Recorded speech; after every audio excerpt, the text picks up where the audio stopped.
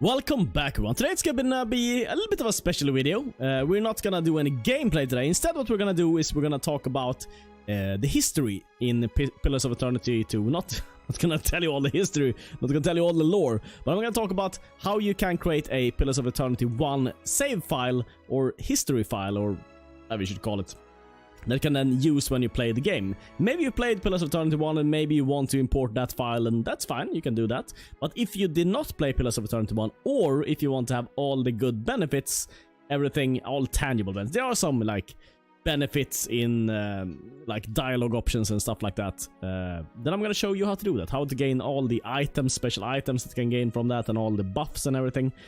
Keep in mind though that I haven't tested all these out. These all come from a Reddit post, which you can find link in the description, and I'm just going to present in a video form how to gain all those benefits. So here's how we do it. We go into options, we go into set POE Game Stats in the bottom here, create new history, and then we go Hollowborn Crisis. And what I would do here is I would devote the souls to Wodika, because Wodika will then give you a effigy doll which can spawn some kind of demon, from what I've read.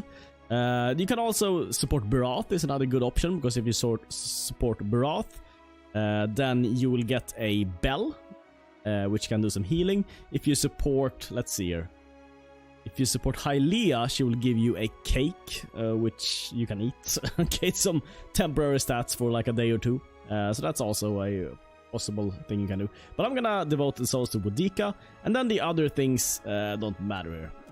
I mean, some dialogue options maybe, but not that I know that they matter too much.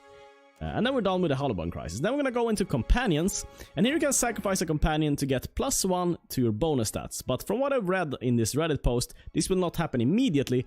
When you start the game, you will not see. You will be like, wow, didn't I, have that +1 stats because I sacrifice Eder or whatever to the blood pool. You won't get that immediately. From what I've read, what you have to do is that you have to go to, not to spoil too much in the game, but there's going to be a city very early in the game called Nekataka. To the left of Nekataka, there's going to be an island. You don't see that island immediately, so you have to go navigate with your ship and find that place.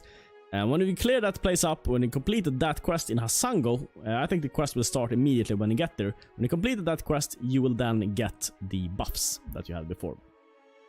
I don't know exactly why, but that's how it works. So we're gonna sacrifice a companion. If you sacrifice Eder, you get might, which is one of the better stats, especially in what's called turn-based mode, which I play now. So we're gonna sacrifice Eder. Another good thing here is you can go into the Devil of Caroc, and the Devil of Caroc, if he's sparred with Harm K, you will be able to buy a good armor later on in the game. So that's what we're gonna do there. Then we can go to the White March, and we can go to the White Forge, and if we bound the souls to the cannons in Durance Battery, we're going to be able to get that cannon on our ship. So we're gonna do that. Then we're done with the White March. Then we're gonna move on to the Endless Paths of Odd Nua, the Blade of Endless Paths, and say that it wasn't reforged. This means that it will be in our stash, and we will be able to reforge the blade for 3000 gold in Nekataka. And then we're finished with Odd Nua, and when we can go into Defiance Bay, and the important one here is Undying Heritage. So if we go into Undying Heritage and we absorb the souls, then we're gonna get a stat boost, as I said, when we finished Hasango. All these stat boost things comes after that, apparently. And then we're finished with Defiance Bay, and then we're gonna go into Twin Elms, and then we're gonna Sacrificial Bloodlines, and then any option that here means that you took the baby, that you did not kill the baby, means that that baby will then be a crew member on your ship. So we're gonna take the baby and we're gonna kill Simok here. And then we're finished with 12 Elms, and we complete the legacy. We can call this good or something. All the good stuff. And that's it!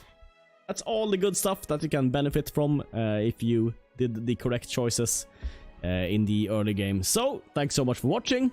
See you next time.